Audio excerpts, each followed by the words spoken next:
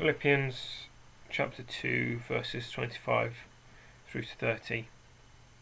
But I think it's necessary to send back to you Epaphroditus, my brother, fellow worker and fellow soldier, who is also your messenger, whom you sent to take care of my needs. For he longs for all of you, and is distressed because you heard he was ill. Indeed, he was ill, and almost died, but God had mercy on him, and not on him only, but also on me, to spare me sorrow upon sorrow. Therefore I am all the more eager to send him, so that when you see him again, you may be glad and may have less anxiety. Welcome him in the Lord with great joy, and honour men like him, because he almost died for the work of Christ, risking his life to make up for the help you could not give me.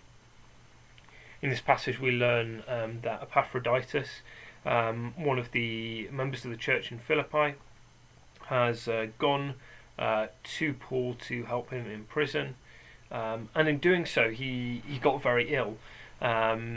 It says here that he nearly died in going to help Paul and in getting ill.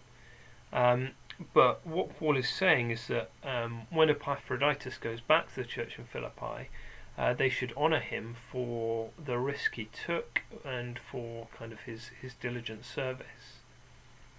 And I guess it's easy to kind of connect with this idea at a time when kind of many frontline workers, NHS workers, put their lives at risk, certainly their health at risk, by being in work and by looking after us. And it also, I think, comes as a challenge to us, just how important it is to look out for those in need. And as I read this passage, I'm challenged by kind of the great lengths Epaphroditus went to look out for his brother Paul, in terms of travelling and in terms of kind of being there. And it challenges me to do more to look out for other people. What is it that God is challenging you to do? What cost is God challenging you to give in order to look out for the church at this time? Let me pray for us briefly. Yeah, Father, thank you for the importance of looking out for one another.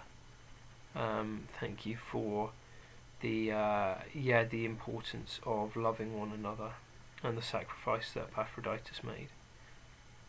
I pray, Lord, that you would speak to us now and would show us whether there are any things in particular you want us to be doing. Anything differently, anything additional we can be doing to look out for one another at the moment. And I pray that, even if it's just inconvenience, you'd help us to weigh up the cost of helping others, and to serve you well in this time. Amen.